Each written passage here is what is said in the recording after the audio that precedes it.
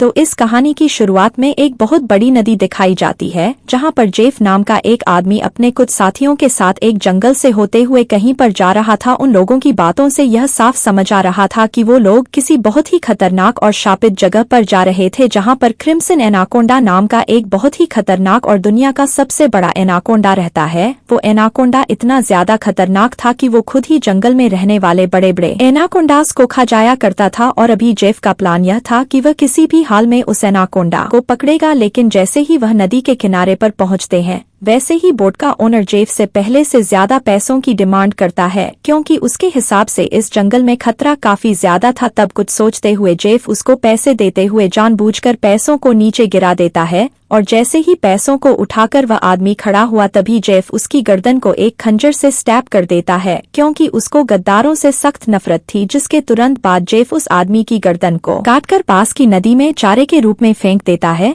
जिसके बाद वह अपने साथियों के साथ आगे बढ़ता है, जहां पर जंगल में कई मुंह वाले सांप की एक मूर्ति रखी हुई थी, जिसको देखने के बाद वह सब समझ गए थे कि उस क्रिम्सन एनाकोंडा की कहानी बिल्कुल सच है। उस जंगल में और भी काफी सारे सांप थे, इसलिए जेफ के सारे साथी खुशी खुशी उन सांपों को पकड़कर अपने बैग में डालने लगे, जबकि जेफ अपनी गन निकालकर उस बड़े क्रिम्सन एनाकोंडा को ढूंढने लगता है। वहीं जेफ का एक साथी जब नदी के पास जाता है तो उसके होश उड़ जाते हैं, क्योंकि जिस आदमी को जेफ ने मारा था उसकी बॉडी इस वक्त नदी में बिल्कुल सीधी खड़ी हुई थी। जिसके अगले ही पल नदी में से एक एनाकोंडा उस आदमी की ओर बढ़कर उस पर हमला कर देता है और उसको अपनी कुंडली में जकड़कर उसकी सारी हड्डियां तोड़ने के बाद उसे खा लेता है। उधर जेफ का दूसरा साथी जब अपने बैग को लेकर बोट की ओर जा रहा होता है तो उसके पास से वही एनाकोंडा गुजरता है जिसने उसके साथी को खाया था। और उस एनाकोंडा के पेट को देखकर जेफ का दूसरा साथी सब समझ गया था, मगर तभी वह एनाकोंडा उसके साथी की डेड बॉडी को एक पेड़ पर चढ़कर उगल देता है और जेफ के दूसरे साथी पर अटैक करके उसको जान से मारने लगता है। इसी बीच जेफ भी वहां आ गया था, लेकिन वो तो यह सब देखकर काफी ज्यादा खुश हो रहा था। अब जेफ उस एनाकोंडा को शूट करने ही वाला होता है कि तभी अचानक जंगल से कुछ अजीब सी आवाज आती है, जिसको सुनकर सारे सांप इधर उधर भागने लग गए थे। यहाँ तक कि वह एनाकोंडा भी अपने शिकार को ऐसे ही छोड़कर भाग जाता है। अब इस सब के बाद कहानी वहाँ से एक सर्कस शो पर आती है, जहाँ पर काफी सारे लोग काम किया करते थे और अभी वह सब कई लोगों के सामने बहुत ही बेहतरीन परफॉर्मेंस देते हैं। पर यह उनकी आखिरी परफॉर्मेंस थी, क्योंकि इसके बाद सर्कस बंद होने वाला था। तब बेलिंग नाम का एक आदमी उस सर्कस के मालिक से वहाँ काम करने वाले सभी लोगों को खरीद लेता है, क्योंकि उसने उनके साथ थाईलैंड में जाकर एक नया सर्कस खोलने का प्लान बनाया हुआ था। और वो उन लोगों को अगले ही दिन एक कैप्टन के साथ पानी के रास्ते से थाईलैंड ले जाने वाला था, क्योंकि उसने एक शो के लिए एडवांस पैसे लिए हुए थे। मगर रात में लन और बेलिंग की किसी बात पर बहस हो जाती है,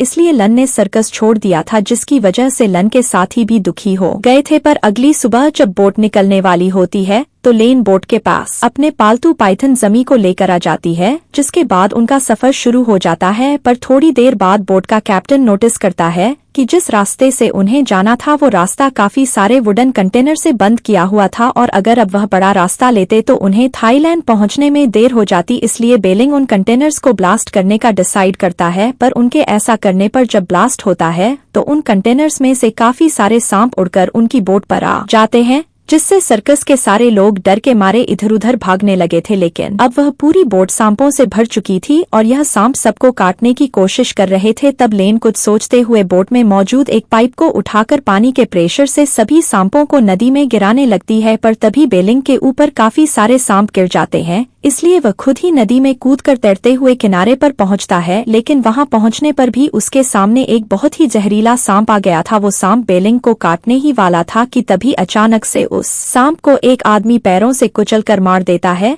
जो कोई और नहीं बल्कि जेफ था। दरअसल जेफ वहां फंसा हुआ था, पर क्योंकि अभी उसने बेलिंग की जान बचाई थी, इसलिए बेलिंग उसको अपने साथ अपनी बोट पर ले जाता है। और जेफ अपनी सच्चाई के बारे में अभी किसी को कुछ भी नहीं बताता। पर तभी सर्कस के एक आदमी जियाओ के कान में बहुत तेज दर्द होने लगता है, जिसको पहले तो जेफ ध्यान से देखता है और उसके अगले ही पल वो अपनी फिंगर में एक छोटा सा कट मारकर जियाओ के कान के पास ले जाता है। तब जियाओ के कान से एक छोटे से जहरीले सांप ने निकलकर जेफ के हाथ पर काट लिया, लेकिन जेफ को इससे कोई भी फर्क नहीं पड़ता और वह तुरंत ही उस सांप को नदी में फेंक देता है। मगर लेन यह सब देखकर काफी ज्यादा हैरान थी, क्योंकि उसको भी सांपों के बारे में बहुत जानकारी थी और वह समझ गई थी कि जेफ ने अपने आप को एंटीवेनमस बनाया हुआ है, जिसके लिए उसने बचपन से ही खुद को काफी सारे सांपों से कटवाया होगा और इसी वजह से अभी जब उसको सांप ने काटा तो उसको कोई फर्क नहीं पड़ा। अब इस बारे में लेन बेलिंग को बताते हुए उसे भी जेफ से सावधान रहने को कहती है, लेकिन बेलिंग अभी उसकी बातों पर ज्यादा ध्यान नहीं देता। वहीं जेफ अभी बोट के कैप्टन के पास जाता है जो कि फिशिंग कर रहा था। जेफ उसको काफी सारे पैसे देते हुए क्रिम्सन एनाकोंडा वाली जगह पर वापस जाने को कहता है, लेकिन इस पर वह कैप्टन उस पर भड़क जाता है और उसे साफ इनकार कर देता है। जेफ अभी के लिए तो वहां से अंदर चला जाता है, पर अगले ही पल कैप्टन की फिशिंग रोड जोर जोर से हिलने लगती है और कैप्टन के थोड़ा सा नीचे होते ही एक अननोन फोर्स उसको पानी में खींच लेती है। दरअसल यह जेफ का ही एक ट्रैप था जिसमें कैप्टन फंस गया था और उसकी मौत के बाद उसकी बॉडी आसपास के एनाकोंडास को बुलाने का काम करने वाली थी। वहीं रात में बेलिंग लन के पास जाकर उसको अपने साथ सोने के लिए फोर्स करता है, लेकिन लेन इस पर गुस्सा करके उसको उल्टा सीधा बोलते हुए वहां से चली जाती है। अब सुबह तक जेफ कैप्टन की बॉडी को अपने बनाए एक बहुत बड़े फिशिंग हुक में लगा चुका था। तभी वहां पर लन कैप्टन को ढूंढते हुए आती है, मगर जेफ उससे ज्यादा बात नहीं करता क्योंकि उसके हिसाब से जंगल के इलाके में किसी भी इंसान का यूं गायब हो जाना कोई बड़ी बात नहीं थी। खैर तभी अचानक सबको कुछ अजीब सा लगने लगता है क्योंकि उनकी बोट के नीचे एक बहुत बड़ा एनाकोंडा आ गया था जिसने कैप्टन की बॉडी को खा लिया था। पर जेफ के हुक में उस एनाकोंडा के फंसते ही जेफ उसको खींचने की कोशिश करने लगता है, पर वो एनाकोंडा हुक पर काफी ज्यादा जोर लगाता है और हुक के साथ साथ जेफ को भी नदी के अंदर खींच लेता है। मगर जेफ इतनी जल्दी हार मानने वालों में से नहीं था। उसने पास में पड़ी एक बोट उठा ली और भागने की कोशिश करने लगा, लेकिन एनाकोंडा तब उसकी बोट को ही जकड़ कर क्रश करने लगता है। वहां सबको लगने लगा था कि शायद जेफ भी मारा गया होगा, लेकिन जेफ काफी तेज था और वो इस बार भी बचकर तैरते हुए वापस से बोट पर आ गया था। लेकिन वो एनाकोंडा अब बोट पर ही आ गया था और उसने सबके सामने उनके कैप्टन की बॉडी को अपने मुंह से उगल दिया, जिससे वह सब काफी ज्यादा डर जाते हैं और इधर उधर भागने लगते हैं। वो एनाकोंडा अभी सर्कस में मौजूद एक क्रीस्ट वोंग और उसके भाईवी के पीछे लग गया था, मगर तभी जेफ वहां आकर एक टूल से एनाकोंडा पर अटैक करता है, जिससे वो एनाकोंडा और भी गुस्से में आ गया था। तब जेफ तो जैसे तैसे वहां से निकल जाता है, लेकिन वो एनाकोंडा सर्कस के एक बच्चे और जिया के पास जाने लगता है। तब वो लोग उससे बचकर भागने की कोशिश करते हैं और भागते हुए कॉकपिट के पास आ जाते हैं जहां पर पहले लन छुपी हुई थी और अभी उसको कैप्टन का क्रॉसबो मिल गया था, जिससे वह उस एनाकोंडा को डराने की कोशिश करती है और तब उसकी जान बचाने के लिए जियाओ एनाकोंडा के सर को एक मटके के अंदर फंसा देता है, जिससे वह एनाकोंडा काफी डर गया था और अपने आप को फ्री करवाने के लिए वह अपने सर को इधर उधर पटक रहा था। तब भागते समय गलती से लन के पैर से पास में पड़ा काफी सारा केरोसिन गिर जाता है और वहां पर आग लग जाती है, जो थोड़ी ही देर में बोट में रखे डायनामाइट्स तक पहुंच गई थी। और जैसे ही एनाकोंडा अपने आप को फ्री करता है, वैसे ही बोट में एक बहुत बड़ा ब्लास्ट होता है। तब बाकी सब तो अपनी जान बचाने के लिए बोट से नदी में कूद गए थे, पर वो एनाकोंडा वहीं पर मारा गया, जिसके बाद सब लोग जैसे तैसे तैरते हुए किनारे पर आ जाते हैं, जहां आने के बाद सब लोग काफी ज्यादा डरे हुए थे क्योंकि अब वो लोग जंगल के बीचों बीच हैं और उनकी मदद करने के लिए वहां पर कोई भी नहीं था। पर जेफ अभी भी एकदम चिल होता है और वह बाकी सबको एक मैप दिखाते हुए उस क्रिम्सन एनाकोंडा वाले जंगल की ओर चलने के लिए कहता है, जहां से वह उन्हें बड़े ही आराम से 2 दिन के अंदर ही थाईलैंड में पहुंचा सकता था। मगर लेन को उसकी बातों पर भरोसा नहीं था। वह समझ गई थी कि कैप्टन का मरना और उस एनाकोंडा का उनकी बोट तक आना इस सब में जरूर जेफ का ही हाथ था और जेफ भी इस बात को मान लेता है। मगर इसके साथ ही वह सबको लालच देता है कि अगर वह उस एनाकोंडा को पकड़ कर मार देते हैं तो वो लोग इतने ज्यादा अमीर हो जाएंगे कि उनकी 7 पीढ़ियों को भी काम करने की कोई जरूरत नहीं पड़ेगी। इस बात को सुनकर वैसे तो कोई भी खुश नहीं होता, लेकिन बेलिंग की खुशी का तो अब कोई ठिकाना ही नहीं था। वह इतने सारे पैसे कमाने के लिए कुछ भी करने को तैयार था, पर लेन उसको ऐसा करने से मना करती है क्योंकि लेन के हिसाब से उनको एक रेडियो ढूंढकर मदद बुलाने की कोशिश करनी चाहिए थी। मगर बेलिंग उसकी कोई भी बात नहीं सुनता। तभी अचानक ली नोटिस करती है कि उसकी गर्दन पर किसी ने काटा हुआ था और जेफ ने देखकर बताया कि वह एक जहरीली मधुमक्खी का डंक है और अगर इसका एंटीडोर 2 दिन के अंदर ली को नहीं लगाया गया तो उसे कोई नहीं बचा सकता। पर उसका एंटीडोर जेफ की बोट पर पड़ा हुआ था, जो उसी क्रिम्सन एनाकोंडा वाले जंगल में थी। और यह बात जानकर ली और जिया भी जेफ का साथ देने के लिए तैयार हो जाते हैं और ना चाहते हुए भी लेन भी उनके साथ जाने के लिए मान जाती है। अब वो लोग काफी देर तक लगातार चलते रहते हैं और थोड़ी देर आराम करने के लिए एक नदी के पास रुकते हैं। ली को अभी प्यास लग रही थी, इसलिए वह नदी का पानी पीने वाली थी, लेकिन तभी जेफ उसको रोक देता है क्योंकि इस नदी के पानी में अजीब तरह का इन्फेक्शन था और अगर कोई भी इंसान उस पानी को पीता था तो उसको इतनी ज्यादा प्यास लगती थी कि वो पानी पीते पीते खुद को ही उस नदी में डूबाकर खत्म कर लेता था। अब थोड़ा और आगे जाकर सबको भूख लगने लगी थी, इसलिए कुछ सोचते हुए एक पेड़ के पास खाली गड्ढा देखकर जेफ उसमें अपना हाथ डालता है और अगले ही पल उसमें से एक बहुत बड़े पाइथन को निकालकर उसको जान से मार देता है और उस पाइथन को ही काटकर सब लोगों को पकाकर खाने को देता है। इस तरह से शाम को खाना किसी को भी सही नहीं लग रहा था और लन जिसको अपने जमी की याद आ रही थी वो उस पाइथन को खाने से साफ मना कर देती है और बेलिंग को भी इसको खाकर उल्टियां हो गई थी, मगर तभी एक बड़ा सा पाइथन वहां आकर उन पर हमला कर देता है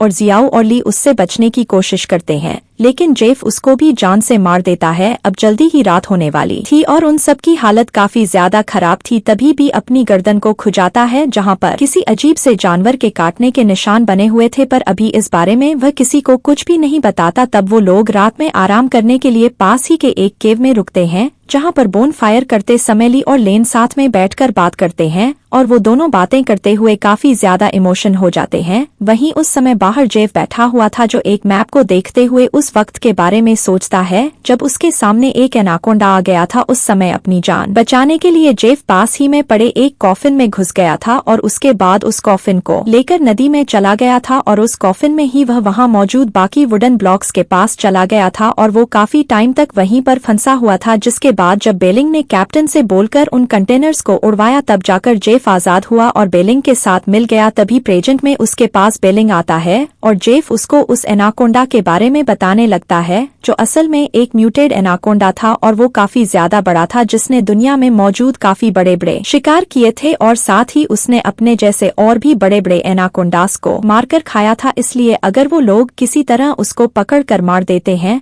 तो बड़े आराम से वह उसको ब्लैक मार्केट में बेचकर बहुत ज्यादा पैसे कमा सकते थे। बेलिंग के मन में इस बात से अब और भी ज्यादा लालच आ जाता है और अब वह भी जेफ के साथ किसी भी हालत में इस एनाकोंडा को मारना चाहता था। तब यह बात भी पता चलती है कि असल में वह सर्कस के बंदों को थाईलैंड तो लेकर जा रहा था, लेकिन वहां पर वो उन्हें किसी इल्लीगल गैंग को बेच देता जो उनके ऑर्गन्स निकालकर ब्लैक मार्केट में बेचने वाले थे। अब रात में सोते हुए अचानक से बोंग को एक बहुत ही खतरनाक सपना आता है जिसमें वह देखता है कि उसको और उसके पूरे ग्रुप को काफी सारे एनाकोंडास ने घेर लिया था और यह सब देखकर जब उसकी नींद खुली तो उसने देखा कि उसके पास उसका भाई नहीं था और यह देखकर वो काफी ज्यादा डर गया था। अब वोंग उसको ढूंढते हुए पास की नदी में जाता है और वहीं पर उसका भाई भी जा रहा था। दरअसल उसको अजीब तरह के हेलुसिनेशंस हो रहे थे जिसमें वह उस क्रिम्सन एनाकोंडा को भी देख रहा था, पर फिर भी वह लगातार नदी में जाता रहता है। तब वोंग उसको रोकने की कोशिश भी करता है पर वो नोटिस करता है कि उसका भाई उस वायरस से इन्फेक्टेड हो गया था और उसके मुंह से अजीब तरह के वॉर्म्स बाहर आ रहे थे, जिसका मतलब था कि जरूर उसके भाई ने बिना किसी को बताए उस नदी का पानी पिया होगा। अब वोंग अपने भाई की मौत से काफी ज्यादा दुखी होता है और अभी के लिए वह अपने साथियों के पास वापस लौट जाता है। अब अगली सुबह से सब लोग वापस अपने सफर को शुरू करते हैं, लेकिन अब उन लोगों को अपनी लोकेशन तक पहुंचने के लिए पैदल ही उस नदी को क्रॉस करना पड़ेगा, जिसके लिए शुरू में तो कोई भी तैयार नहीं होता क्योंकि वह सब लोग पानी से काफी ज्यादा डरे हुए थे क्योंकि उनके ऊपर ज्यादातर हमले पानी में ही हुए थे। पर क्योंकि अब कोई और रास्ता नहीं था इसलिए फाइनली वह सब पानी में चले जाते हैं। अब वह लोग आगे बढ़ ही रहे थे कि तभी अचानक एक बहुत बड़ा एनाकोंडा आकर वोंग पर हमला करके उसको मारने लगता है, जिसे देखकर लेन उसको बचाने की कोशिश करती है पर वो उसे नहीं बचा पाती। इसलिए अब सब लोग अपनी जान बचाने के लिए जल्दी जल्दी आगे बढ़ना शुरू कर देते हैं और फाइनली वह लोग किनारे पर जेफ की बोट के पास पहुंच जाते हैं और वहां पहुंचकर अपने वादे के मुताबिक जेफ ने लन को ली को बचाने के लिए वह दवाई दे दी थी जिससे ली के अंदर का वो जहर खत्म होने वाला था। जिसके बाद लेन जेफ से थाईलैंड चलने के लिए कहती है पर जेफ इसके लिए मना कर देता है क्योंकि असल में वह वहां लेन और उसकी टीम को लेकर इसलिए आया था ताकि वह उनको भी चारे की तरह इस्तेमाल कर सके, क्योंकि उस एनाकोंडा को बस खाने का लालच देकर ही बुलाया जा सकता था और उसको मारा भी सिर्फ तभी जा सकता था जब वह अपने शिकार को खा रहा हो। और यह सब जानने के बाद वह सब लोग काफी ज्यादा डर गए थे और उन्होंने जेफ के साथ क्रिम्सन एनाकोंडा को पकड़ने से साफ इनकार कर दिया। मगर तभी बेलिंग एक खंजर निकालकर सबके ऊपर तान देता है क्योंकि वह किसी भी हाल में उस एनाकोंडा को पकड़ना चाहता था। अब इसके बाद वो पेंग और जियाओ को एक रस्सी से बांधकर एक ट्रैप के पास छोड़ देता है और जेफ और बेलिंग ने अब तक ली और लेन को भी पकड़ लिया था, पर ली वहां पर किसी तरह बेलिंग और जेफ को यह यकीन दिलाने की कोशिश करने लगती है कि वो उनका साथ देना चाहती है। इतना बोलकर वो जैसे तैसे अपने हाथों को खोलती है और जेफ के पास जाकर उसे सेड्यूस करने का नाटक करने लगती है, और मौका मिलते ही उसने जेफ की पिस्तल निकाल ली थी, जिसको वो जेफ की ओर चलाने की कोशिश तो कर रही थी पर उसको पिस्तल का लॉक खोलना नहीं आ रहा था। तब जेफ जल्दी से उससे गन छीनकर उसे मारने ही वाला था कि तभी पीछे से लेन भी फ्री हो गई थी और उसने एक बड़े से खंजर को जेफ की पीठ में घुसा दिया था और अब वह जेफ के ऊपर हमला करने की कोशिश करने लगती है। इसी बीच जियाओ और पग की ओर एक बहुत बड़ा एनाकोंडा बढ़ रहा था और बेलिंग उस समय पर जाल पकड़े हुए पास में ही खड़ा हुआ था, पर तभी उसके पीछे एक बहुत बड़ा एनाकोंडा आकर उस पे हमला करके उसे ऊपर खींच लेता है। जियाओ और पेंग की जान बच गई थी क्योंकि जाल छूटने से वो लोग हवा में लटक गए थे। वहीं जेफ ने ली को अब तक शूट कर दिया था पर वो मरी नहीं थी, इसलिए जेफ उसको मारने की कोशिश कर रहा होता है कि तभी पीछे से लेन जेफ को एक लकड़ी से मारकर बेहोश कर देती है, जिसके बाद ली और लन जल्दी से जाकर पेंग और जियाओ को फ्री करते हैं और वहां से जेफ की बोट से निकलने का प्लान बनाने लगते हैं। लेकिन तब तक जेफ को होश आ गया था, अब वह भी उन लोगों की तरफ ही बढ़ रहा था कि तभी एक एनाकोंडा आकर उसको भी अपने साथ पेड़ पर ले जाता है, जिससे अब लेन और बाकी सबको बोट पर जाने का मौका मिल गया था। लेकिन बोट पर जाने से पहले ही ली की लेन के हाथों में ही मौत हो जाती है, जिससे लेन काफी ज्यादा परेशान हो गई थी, पर अभी वह पग की जान बचाने के लिए जियाओ के साथ उसको बोट पर ले जाती है और वहां जाकर वह बोट को चालू करने की कोशिश करने लगते हैं, मगर तभी पीछे से एक बेहोश करने वाली गोली आकर जियाओ को लगती है, जो किसी और ने नहीं बल्कि जेफ ने जलाई थी। जिस एनाकोंडा ने जेफ को पकड़ा था, जेफ उसे भी मौत के घाट उतार चुका था और अब वो जियाओ, लेन और पेंग को पकड़ने के बाद उन्हें चारे के रूप में काफी बड़े बड़े ट्रैप्स में बांध देता है और उनके खून की खुशबू से काफी सारे एनाकोंडास ने उन्हें घेर लिया था। अब वो एनाकोंडास उन्हें खाने ही वाले थे कि तभी अचानक से सबको कुछ अजीब सी आवाज आती है और वहां पर क्रिम्सन एनाकोंडा आने लगता है,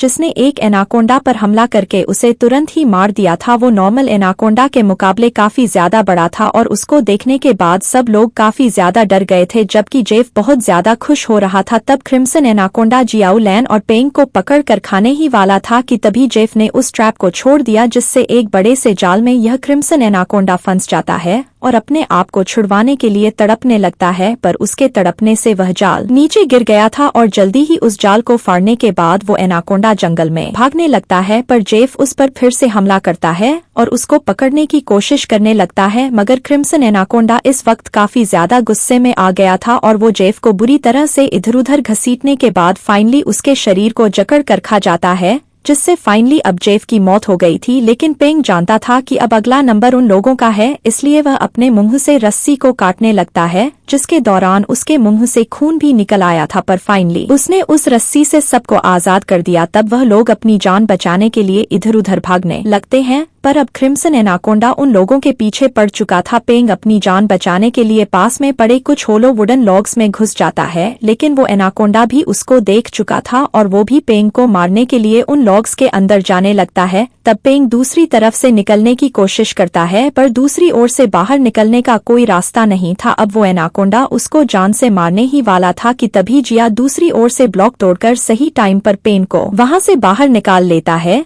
जिसके बाद वो लोग वापस से अपनी जान बचाने के लिए भागने लगते हैं। लेकिन थकने के बाद उन्हें समझ ही नहीं आ रहा था कि उन्हें क्या करना चाहिए और एक टाइम तो ऐसा आता है जब क्रिम्सन एनाकोंडा उन्हें जान से मारने ही वाला था, पर जैसे ही वह उनके ऊपर हमला करता है तो वैसे ही उसका पूरा मुंह एक लोहे की तार से कट जाता है, जो असल में जेफ का लगाया हुआ एक ट्रैप था और किस्मत से लंग, जियाओ और पेंग उस ट्रैप के बीच में आ गए थे, जिससे अब उन तीनों की जान बच जाती है और जल्दी ही वह तीनों जेफ की बोट में बैठकर वहां से निकल जाते हैं। पर उनके जाने के बाद क्रिम्सन एनाकोंडा फिर से जिंदा हो गया था, जैसा कि जेफ ने बताया था कि वह असल में एक म्यूटेड एनाकोंडा है और बाकी सबसे काफी ज्यादा अलग है, तो इतनी आसानी से तो वह नहीं मरने वाला। वो बड़े आराम से अपने हेड को रीजनरेट कर लेता है और वहां से अपने नए शिकार को ढूंढने के लिए निकल जाता है। और इसी के साथ यह कहानी यहीं पर खत्म हो जाती है। लेकिन पर्सनली मुझे लगता है कि इस जंगल में क्रिम्सन एनाकोंडा के अलावा कई मुंह वाला सांप भी जरूर होगा, क्योंकि उसकी मूर्ति को भी कहानी में दिखाया गया था। अब आप लोगों को इसके बारे में क्या लगता है मुझे कमेंट करके जरूर बताना। तो चलो फिर मिलते हैं अब अगली वीडियो में, और तब तक के लिए